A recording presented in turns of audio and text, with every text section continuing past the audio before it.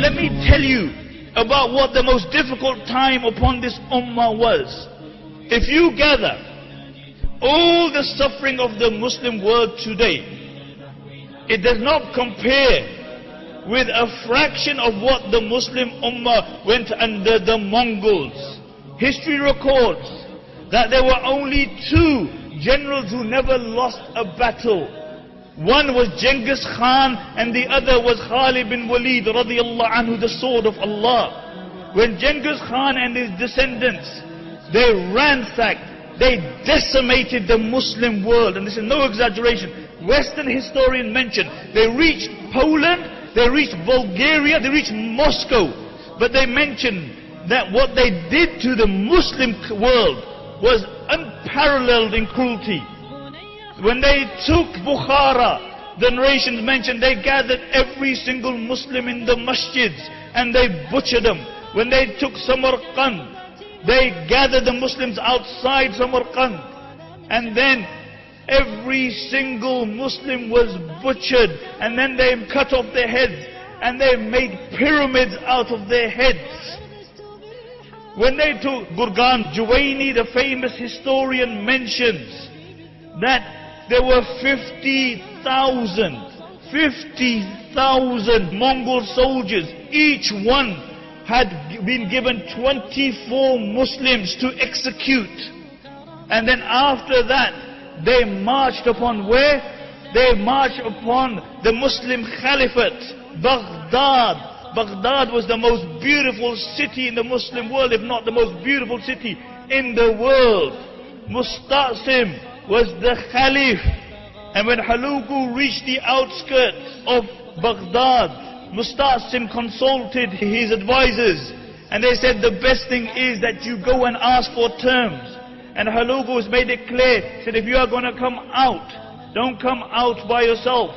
Bring your advisors with you, bring your ulama with you. So Musta'sim came out with 700 men, and Hulugu only allowed 18 to enter into the tent. And they took the rest. This was the cream of the crop of Baghdad, and they butchered every single one. And now Musta'sim is standing in the court of the Mongol prince.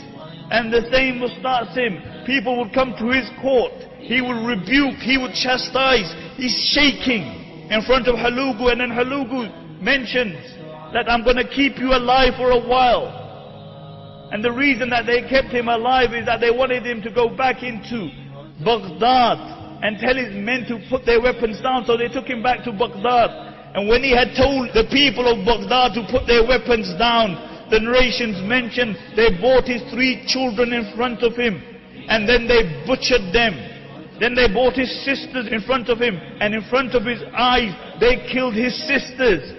And then they gathered the ulama, and they began to kill all the Sunni ulama. And then Hulugu said that the blood of the Muslims is halal. For the next 40 days, they unrelentingly butchered the Muslims for 40 days. In those days, you didn't have machine guns. They would make the Muslims line up, and they would pluck them like you pluck a chicken from a poultry farm. And then they would slaughter them. For 40 days this went on. The Muslims were so petrified. The narrations mention that a Mongol woman would enter into a Muslim home and she would kill every single individual, and nobody would fight her back. A Mongol woman would tell a group of Muslim men, don't move from here. And they wouldn't move from there. And she would go home and she would bring a sword and she would butcher every single one. Narration mentioned that one Mongol would kill 40 children after killing their mothers. The entire population of Baghdad was close to the entire population of Birmingham. And half of the population was destroyed. And after 40 days, Hulugu came into Baghdad and he gave an order that this killing should be stopped. And many of the Muslims had dug graves, and they were hiding in these graves. Many ate dogs, cats, even corpses to survive. This was the situation. And then Halugu said to Mustasim, he said, bring me your wealth. So he brought him his wealth. He said, no, bring me the wealth which is hidden. And in the middle of the palace there had a hole. And underneath was the treasure which had been gathered for the last 500 years. For the last 500 years, the Abbasid caliphs had hid their wealth there. In one day, it went up. And then they imprisoned Mustasim and they starved him. And Mustasim asked for some food. And Halugu sent him a platter with gold upon it. And he said, what am I going to do with this gold? He sent it back. And then Halugu went to him. And look at this. This is a non-Muslim. He's telling the Muslim king. He said, if you can't eat it, then why did you hoard it for? If you couldn't eat it, why did you hoard it for? Why did you give it to your men? So they were ready to die for you. And then he took him and he showed him the big gates of Baghdad. He said, what good are these big metal gates when there is no men to defend them? Why didn't you break these gates and make lances out of them and give them to your men? Mustasim said, it's Qadrullah. And Halugu said, I will show you Qadrullah. And they rolled him up in a carpet. And then they had him trampled by the horses. 800,000 Muslims died. 800,000. The Darul Hikmah, the greatest Muslim library in the world, millions of books were ransacked, thrown into the Euphrates until the Euphrates went black with the ink. Black with the ink. And Halugu found it so difficult to stay in Baghdad because the stench of the dead corpses that he moved out of Baghdad. This is what happened with the Muslims. But then, let's ask ourselves a question.